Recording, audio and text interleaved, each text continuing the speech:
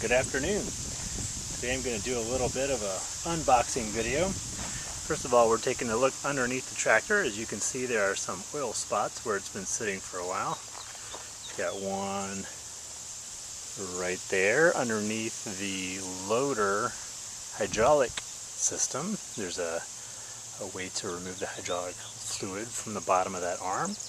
Got another spot over here underneath the engine, I think, maybe underneath the transmission a little bit. And then under there you've got some underneath the hydraulic system and transmission. So we're going to unbox some seals in there from yesterdaystractor.com. So, let's see what we got here.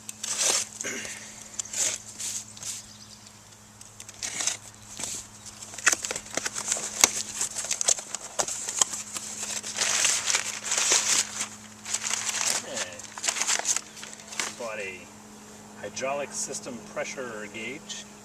So I'd like to know how much pressure the pump is generating and whether it's working correctly.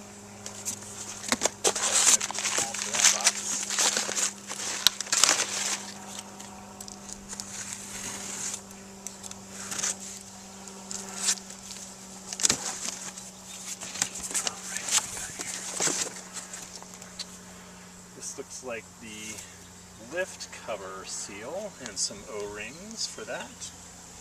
I intend to take the lift cover off where the gear shifter is. So we need to replace that gasket. Looks like it's paper. That's cool. Oh, no. Lift cover, that's the part underneath the seat, excuse me. Anyway, and this is for the gear shifter seal, the gasket for the shift cover. And this is a 10-pack of the differential housing cover. It's got a little inspection window with a bunch of bolts, so I'm going to show you in just a second. And this is the gasket for that. And dipstick. Interesting to see how well that fits. Oh, look, there's some lines on there. And I've got my information for the fitment, and that's all it's in, which is great. So I'm hoping that you can see just up here. Let's see if I can zoom in on there. There's a window right there that's round. Turns out that that little thing sticking out is where the dipstick is supposed to go. It looks like the top of it has just been knocked off or something. I'm not really sure. And then there's some bolts that go around that window. And then you see a little lever sticking up, and that is the PTO clutch lever, basically. You throw that lever when you want the PTO to start spinning. So my guess is that that thing is leaking because the drips are right underneath it, so I'm going to have to drain out the bottom of that hydraulic system, I'm guessing, and then replace the gasket on that cover and the dipstick, and then fill it back up. Easy.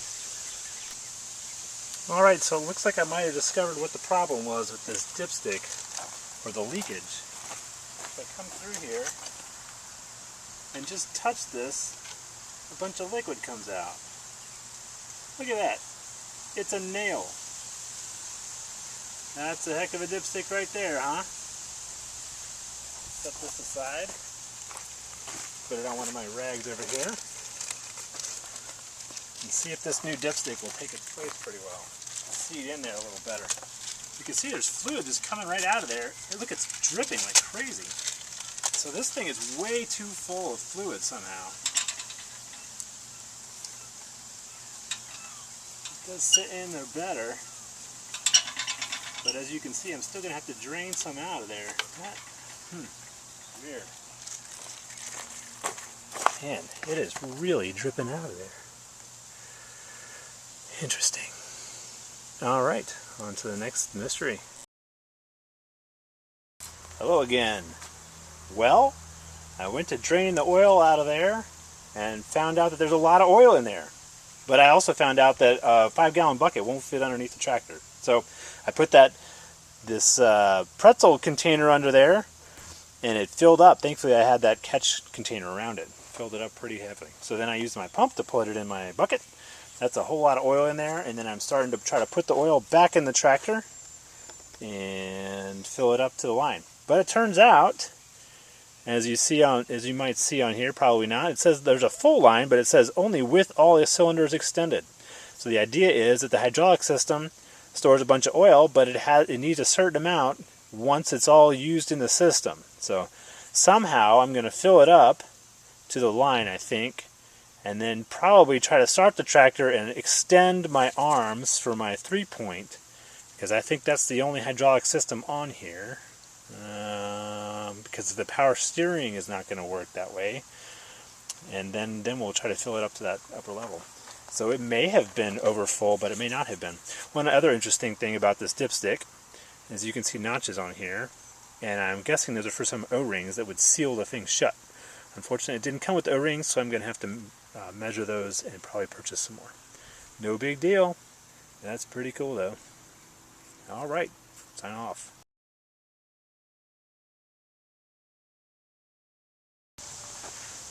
Alright, so I used the starter on the machine to roll the tractor and get it to bring up the 3-point arms. You'll see that they're up in high position and they're not falling down, which is a good sign about that hydraulic pump. And then I have my pump set up so I can fill up the hydraulic reservoir. I noticed that